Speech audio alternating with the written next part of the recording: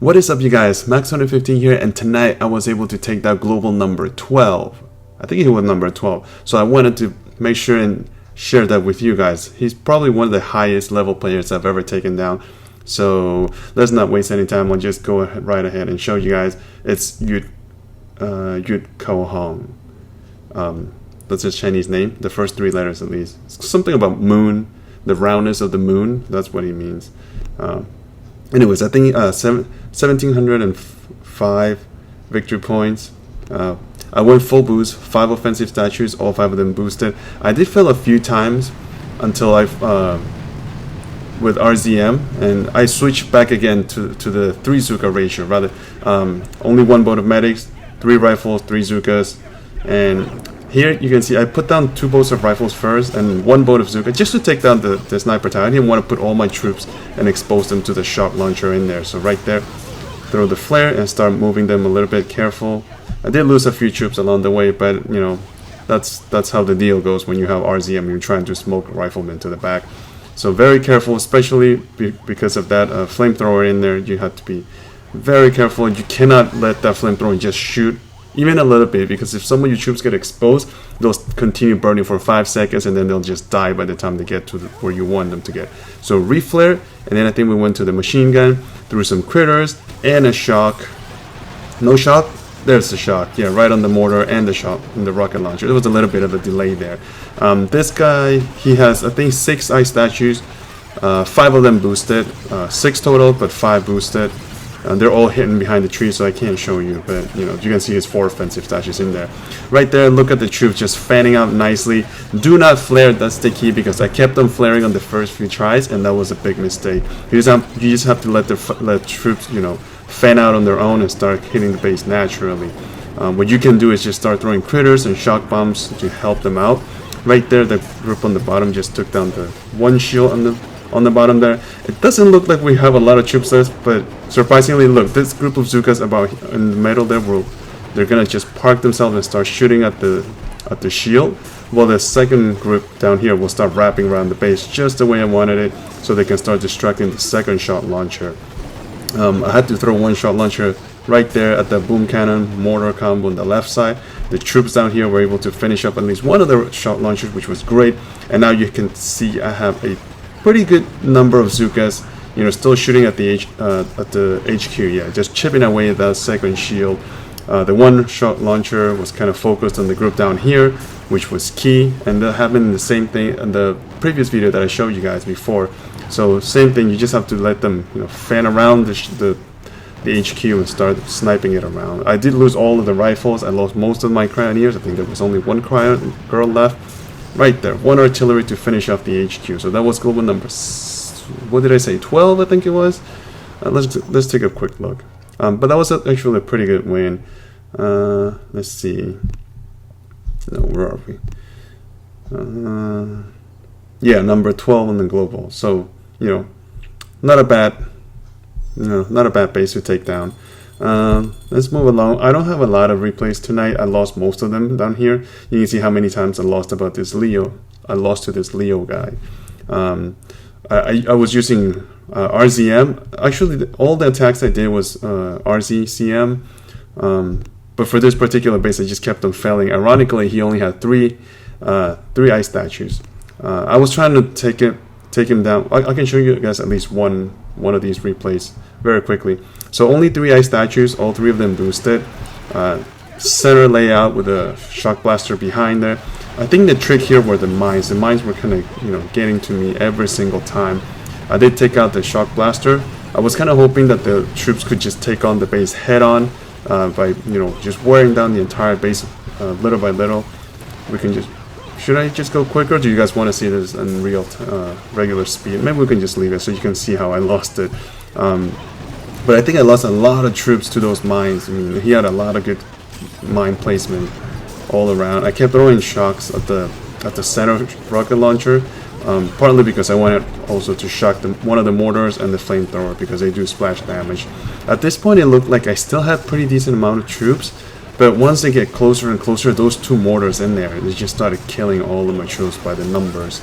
So even though I threw some critters, it really didn't make much of a difference. And you can see some of the troops are starting to fan out way too far, like this group down here and that group up there.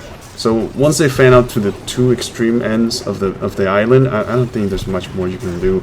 If I flare them, that would have been a terrible idea, because there'd be 2 shot launchers, you know, stopping me every second. So that wouldn't have been a good idea. At this point, I think I had to flare. Let me go a little quicker. Yeah, I reflared backwards because they were just so spread out around the base. They were starting to go behind the HQ already. There, so I flared to the shot launcher. It looked like I had a glimmer of hope right there, and then I took out the boom cannon. Did I? Yeah, boom cannon, and then the flamethrower. Oh, I don't remember what I did. Oh yeah, flamethrower. There we go.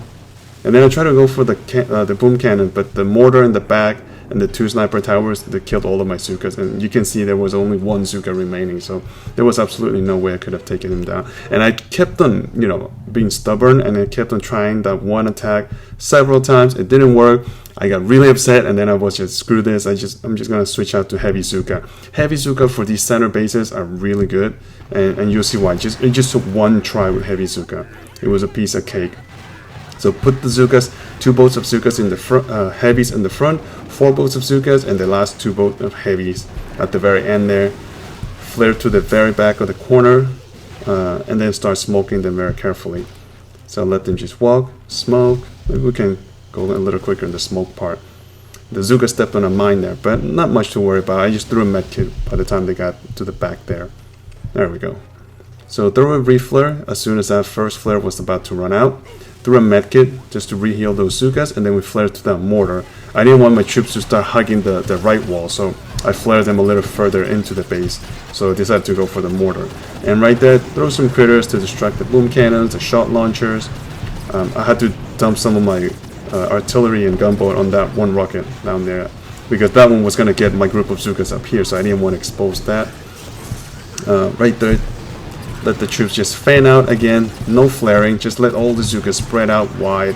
I did shock the shot launcher, the boom cannons, everything that would be really dangerous to the heavies, I kept on shocking. You can see I have a ton of zookas left. They're still chipping away at the base.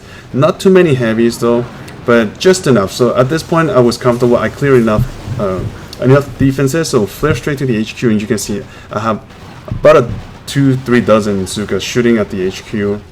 And I did lose all the heavies, but you know, the base still went down. So it was just annoying to lose so many times. And I guess part of it was my own stubbornness. I kept on thinking I can take this down with rczm, so I just kept on going and going and going, rather than, you know, stop and think about it. So anyhow, that was Leo's base.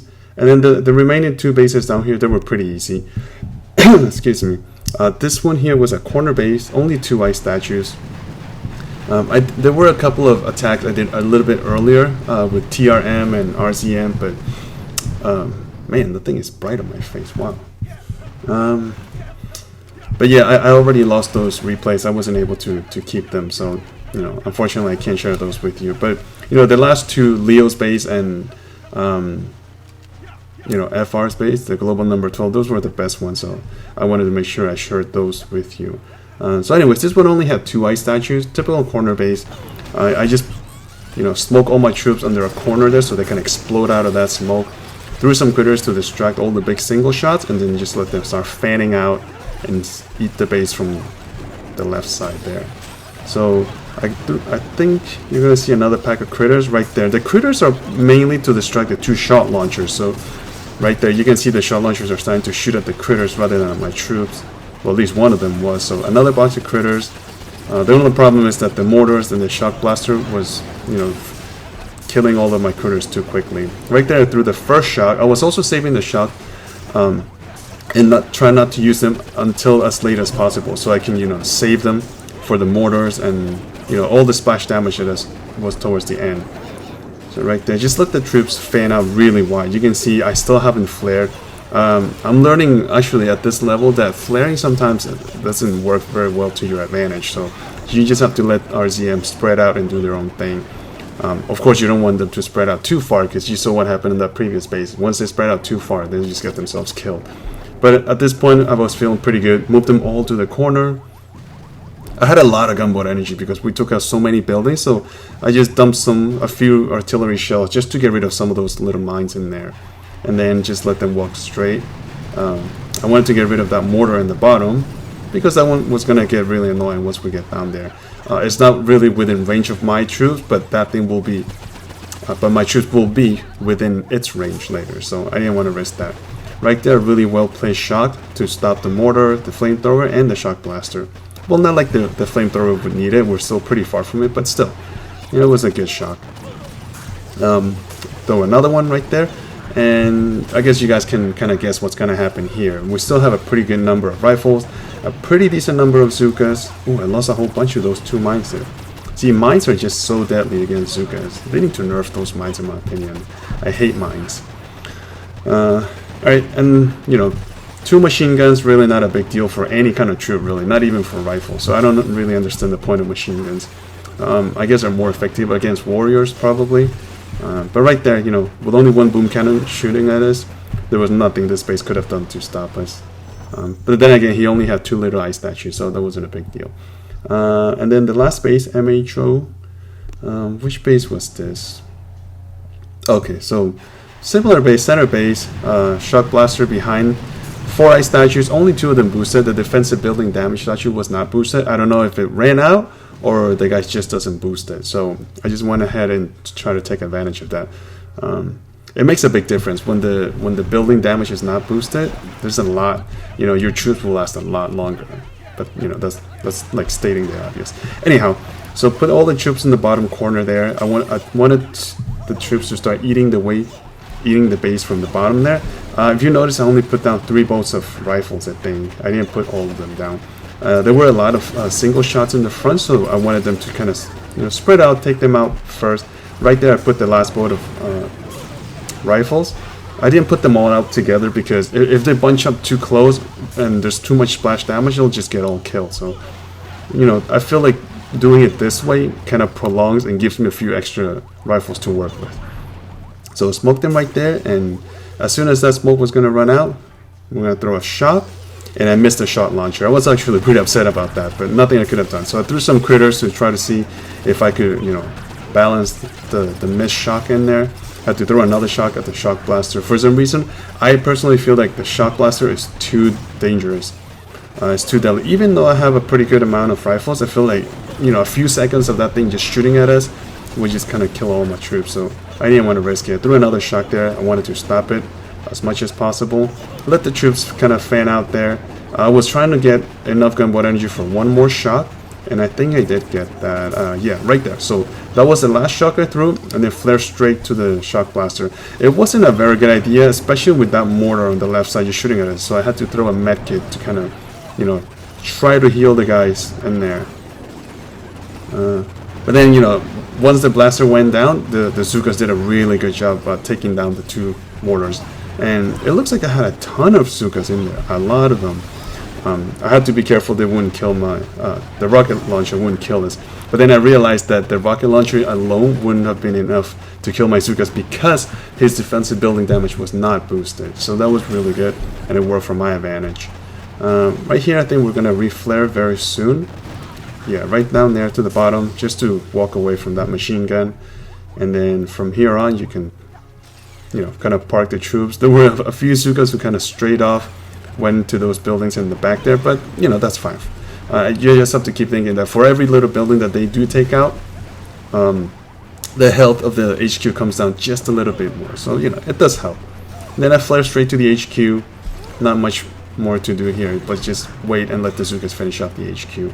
I still have a 2 or 3 rifles in the front there, absorbing the shots from that boom cannon. So that actually worked out pretty well for my advantage. But then again, this base also did not have a lot of ice. It only had 4 ice, and only 2 of them were boosted. So that was actually pretty good. I do wish I had a couple more replays to share with you guys, but what are you going to do about that? Other than that, my map is actually pretty clear for the night. There's only 1 base left down here, but the guy's been online, so I'm not, and I'm still kind of waiting for my troops to retrain because I still have a lot of time, like 43 minutes left. So yeah, and victory point is actually doing pretty well. We're at 1441.